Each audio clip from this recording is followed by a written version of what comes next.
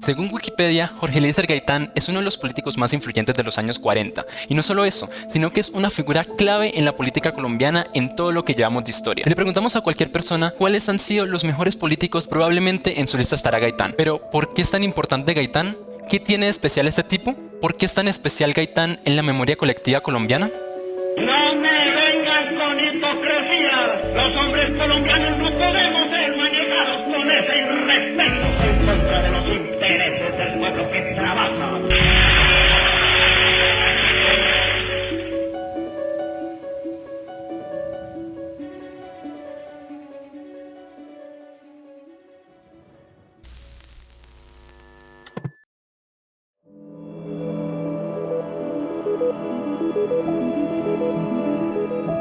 La respuesta es sencilla y se divide en 6 partes. Primero, el contexto donde está inmerso Gaitán. Segundo, su pensamiento y cómo fue desarrollando este. Tercero, la creación de su mito en torno a su figura y todo lo que representa. Cuarto, la forma de darse a conocer, cómo logró esa popularidad. Y quinto, su oratoria, tanto verbal como no verbal.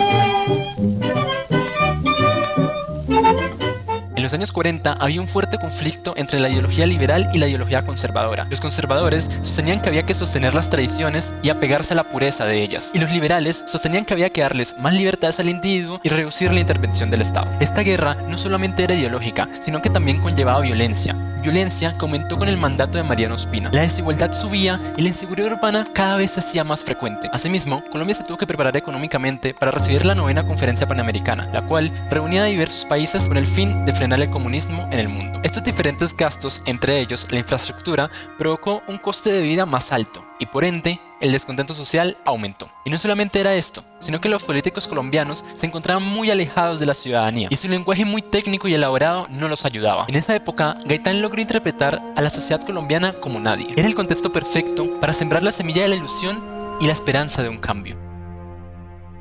Él tenía una visión positivista de la política. Pensaba la política como un conjunto de órganos, los cuales, si una parte de ellos dejaba de funcionar, todo el sistema lo hacía. Por eso, todos los ciudadanos debían estar en perfectas condiciones para que la nación también lo estuviera. Gaitán consideraba que había que darle un orden a la sociedad, y él se presentaba como guía del pueblo. Jorge Eliezer buscaba una Colombia que brindara justicia, paz, cultura, higiene, educación formada con valores y oportunidades para todos. Gaitán decía lo que el pueblo quería escuchar. Por eso, muchas veces fue tachado de demagogo y populista. El líder tenía la idea utópica de unir a todo un país por un objetivo. Y en cierta parte, la idea de Gaitán tiene razón. Si trabajamos juntos, todos tendríamos mejores condiciones. Pero si unos pocos se enfocan en su propio beneficio, solo robarán la dignidad de los demás y se estancarán con una riqueza robada que pudo ser mayor haciendo el bien común. El caudillo quería romper con esas dos vías tradicionales, el conservadurismo y el liberalismo. Aquel se presentaba como una alternativa de ambos, causando ciertas incomodidades. Gaitán opinaba que los altos dirigentes no pensaban en las necesidades del pueblo y solo se abastecían de aquellas para su propaganda política, para luego llegar al poder e ignorarlos. Frecuente era su frase de acabar con las oligarquías. El jefe del Partido Liberal creía en el nacionalismo como un mecanismo para mover al pueblo y fundarse como nación. Él se autopercibía como parte del pueblo, sufría con ellos, gritaba con ellos, lloraba con ellos y también se alegraba con ellos. A pesar de lo anterior, Gaitán era autoritario con sus ideales y no vivía realmente lo que vivían las clases bajas. Gaitán dividía el país en dos: el país político, que eran las altas clases, los dirigentes, los que no se preocupaban por el pueblo, y el país nacional, que era la unión de todo ese pueblo junto para dar lo mejor de sí. De esta manera, Gaitán creó un enemigo en común. Era él con el pueblo contra las altas clases, aunque irónicamente Gaitán pertenecía a esas clases. Gaitán empezó su política en el Partido Liberal, pero siguiendo su lógica intentó desprenderse de esa oligarquía, de ese conservadurismo o de ese liberalismo, por lo cual creó su propio partido, el Partido UNIR, Unión Nacional Izquierdista Revolucionaria. Sin embargo, no le fue muy bien y fracasó. Ahí se dio cuenta que es más fácil vender una etiqueta vieja con colores nuevos que una nueva etiqueta, por lo cual volvió al Partido Liberal, donde le prometieron total libertad para llevar a cabo todos sus ideales. Otro punto a favor de Gaitán era su cercanía y su abertura al diálogo. Siempre que su agenda se lo permitiera, Gaitán aceptaba citas de la gente para escuchar sus quejas, y no solo eso, sino que siempre estaba abierta al debate con cualquier persona por contraria que fuera su ideología. Jorge Eliezer Gaitán era progresista y entendía el progreso como una suma de decisiones que llevaran de a poco a un mejor país. En cuanto a proyectos, mientras Gaitán fue o alcalde o ministro, impulsó reformas sociales como la municipalización de los servicios públicos, también apoyó la alfabetización, estableció el zapato escolar gratuito, restaurantes escolares, el cine educativo ambulante, aumentó la extensión cultural masiva e inició el Salón Nacional de Artistas. De esta misma manera, prohibió el uso de la ruana, las alpargatas y uniformó a los lustrabotas y a los conductores de taxi. Sin embargo, esta idea no fue apoyada por la gente, por lo cual se provocó un paro y bloqueo en las vías públicas. Este proyecto lo lanzó Gaitán con el fin de eliminar las costumbres no higiénicas de los colombianos. Gaitán hacía fuerte énfasis en la higiene, la nutrición y el físico, ya que él creía que un pueblo sano era un pueblo fuerte, un poco trayendo la idea de Europa a Colombia. ¿De qué? De que había que mejorar la raza colombiana.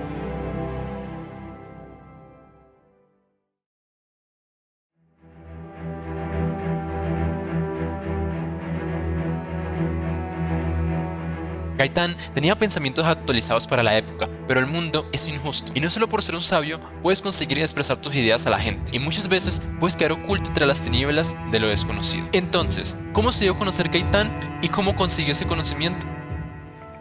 Desconozco si Gaitán tuvo una gran influencia de sus padres, pero investigando, su madre fue profesora y su padre fue librero. Así que probablemente desde pequeño eso fue un detonante para que Gaitán se fuera interesando en el conocimiento. En 1918, Gaitán apoyó la campaña de Guillermo Valencia, organizó la Sociedad Literaria Rubén Darío y constituyó el Centro Liberal Universitario.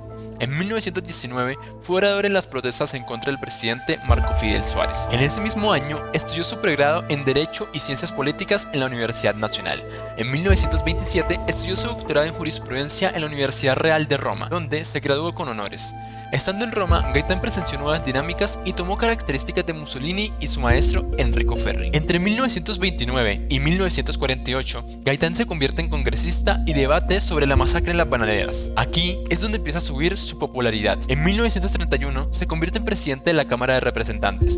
Entre 1931 hasta su muerte es profesor de Derecho Penal en la Universidad Libre. En 1933 crea el grupo UNIR. Entre 1936 y 1939 es rector en la Universidad Libre. En 1936 a 1939 es profesor de Derecho Penal en la Universidad Nacional. En 1936 Gaitán se convierte en alcalde, luego es sustituido un año después. En 1939 es magistrado de la Corte Suprema de Justicia. En 1940 es ministro de Educación. En 1944 es ministro de Trabajo. En 1946 es candidato presidencial y pierde las elecciones contra Mariano Ospina, debido a una separación en el Partido Liberal entre Gaitán y Gabriel Turbay. En 1947 se vuelve jefe único del Partido Liberal. En 1948 lleva a cabo la Marcha del Silencio. El mismo año le entregan el título de doctor honoris causa en Ciencias Políticas y Sociales por su destacada participación en la política. También Gaitán participó del Viernes Cultural, el cual era un sitio donde se reunían varios autores para recitar su conocimiento. Igualmente, Gaitán llevó a cabo su profesión de abogado y participó en varios casos populares. Incluso, el día anterior a su muerte había defendido a un general, quien habría asesinado a un periodista. Así fue como Gaitán desarrolló su conocimiento y logró hacerse nombre en la opinión pública.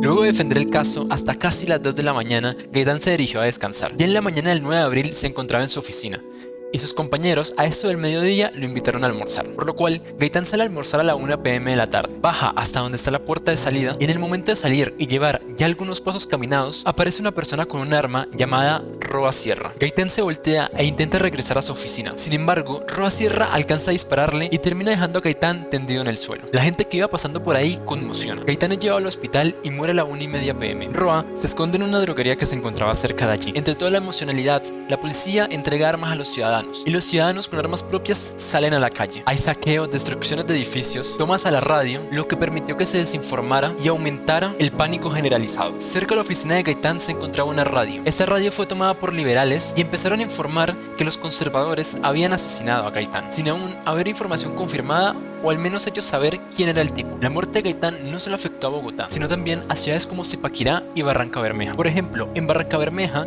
los gaitanistas se tomaron el poder por casi un mes. Y aquí hay que hacer un pequeño inciso. Es cierto que fue un hecho histórico en la ciudad de Bogotá, sin embargo, no afectó a toda la ciudad, sino a las calles más centrales y a las que se encontraban alrededor del hecho. A pesar de esto, en Bogotá hubo muchos muertos. No se sabe el dato exacto, pero se aproxima que fueron alrededor de 3.000 personas. Toda la cronología de los hechos se dio para que Gaitán se convirtiera en mito. Primero, a Gaitán lo matan en las peores condiciones, un viernes a mediodía. Y por si no bastara, en medio de una conferencia panamericana que tiene los ojos puestos de diferentes países en él. No, eso no es suficiente, sino que lo matan en la Candelaria, el centro de la ciudad, en un lugar representativamente histórico. Gaitán se vuelve mito por la figura que era, por la esperanza que representaba, por el sinónimo de su muerte a años de fracaso más otro año más de fracaso, por el rompimiento del paradigma que él venía a presentar. Él era el diferente, el del cambio, por la emocionalidad que se sintió en ese momento y por lo incierto que es pensar qué hubiera pasado. ¿Qué hubiera pasado si no hubieran matado a Gaitán? ¿Qué hubiera pasado si Gaitán hubiera sido presidente? Y aquí hay que dejar algo claro. Gaitán era bueno, pero no era perfecto. Como toda persona, tenía sus errores y sus contradicciones. Tal vez sus ideales eran muy utópicos. Gaitán tenía buenas ideas y algunas sabía llevarlo a lo práctico. A lo mejor hubiera habido una pequeña mejora, pero no una transformación tan profunda como se piensa en el cotidiano si es que se hubiera logrado la presidencia de Gaitán. Pero quién sabe, no podemos saberlo. Solo sabemos que la imagen real de Gaitán se fue transformando hasta ese héroe perfecto que podía llevar al país ideal, a la Colombia ideal, una Colombia con oportunidades, una Colombia sin desigualdades, una Colombia con educación, un hombre que sí era el pueblo y que su muerte produjo las más grandes revueltas en Colombia. Eso es lo que nos cuentan.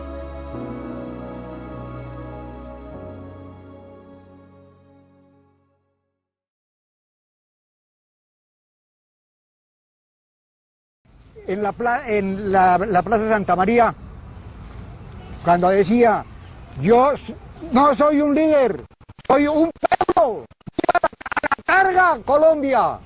Eso lo decía, y la gente se ponía así.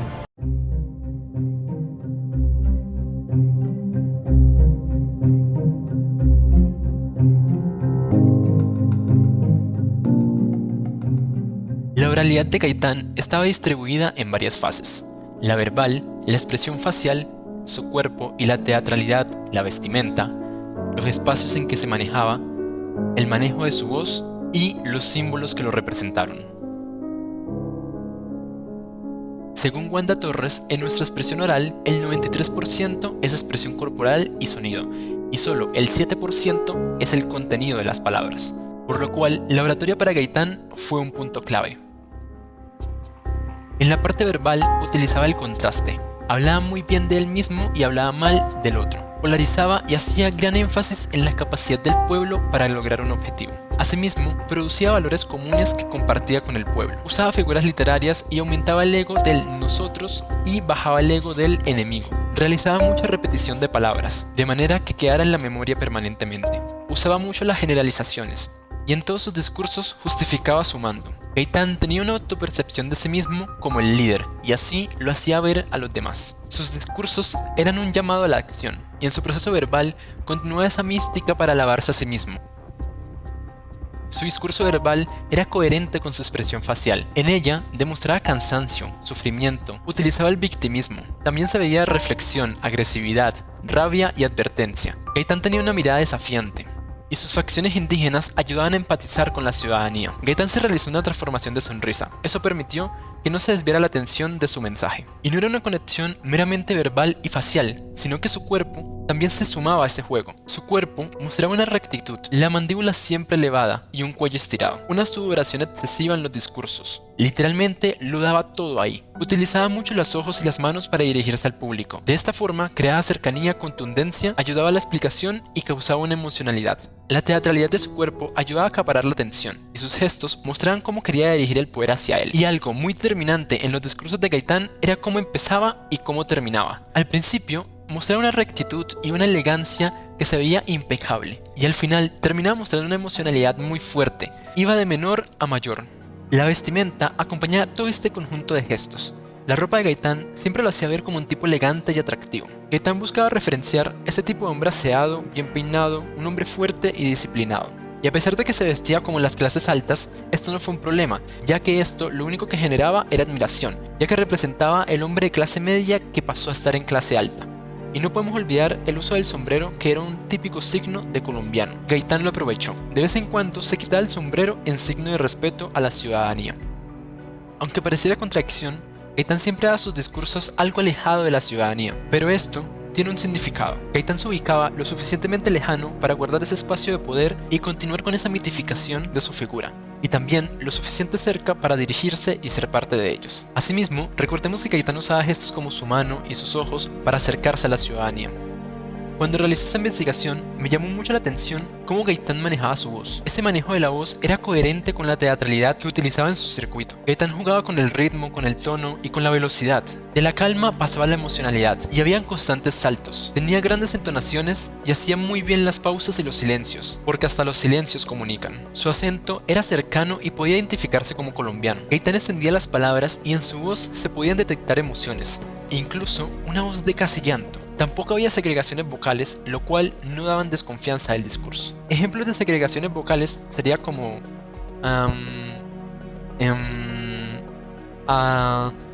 esos son segregaciones vocales. Gaitán tenía una voz intensa y siempre variaba sus altos y sus bajos. Era inevitable la excitación del público y más estando en manada. Gaitán lo hacía tan bien que dejaba espacios para la respuesta de la gente y sus aplausos. A pesar de la lejanía, Gaitán lograba crear una conversación entre el pueblo y él. Con la articulación de toda esta oratoria, Gaitán logró hacer suyos determinados gestos, al punto de convertirlo en símbolos propios. Entre ellos encontramos el puño arriba con la mano cerrada y su beligerante grito.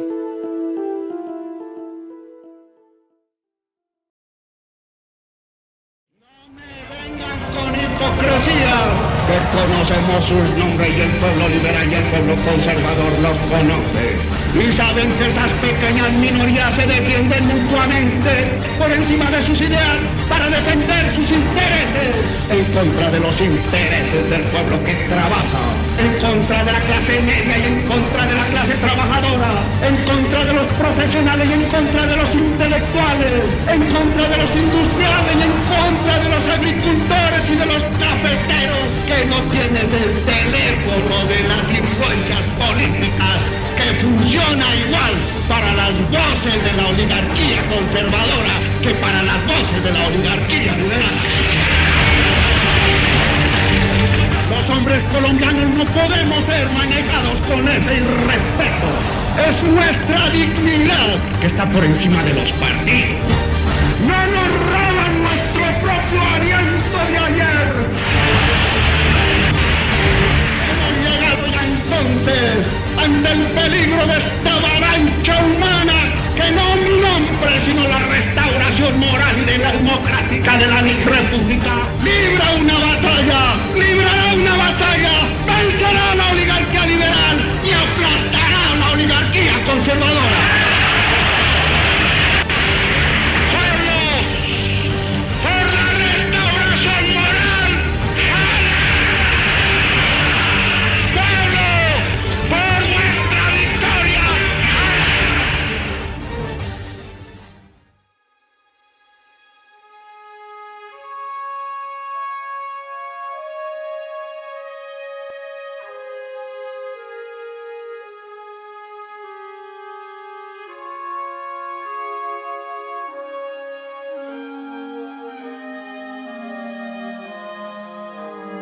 Bueno, muchas gracias por llegar hasta aquí. Espero que hayan disfrutado, espero hayan entendido todos los conceptos que he tratado de mostrarles.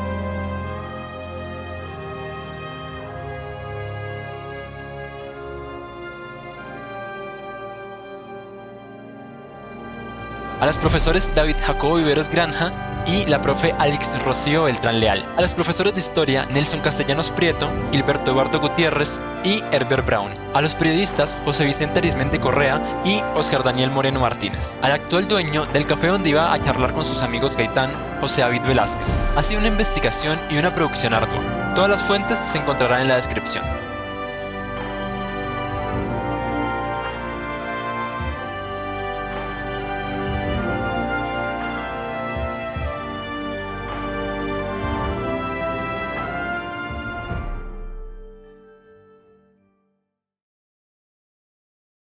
Yo no soy yo personalmente, yo soy un pueblo que me sigue, porque se sigue a sí mismo cuando me sigue a mí, que lo he interpretado.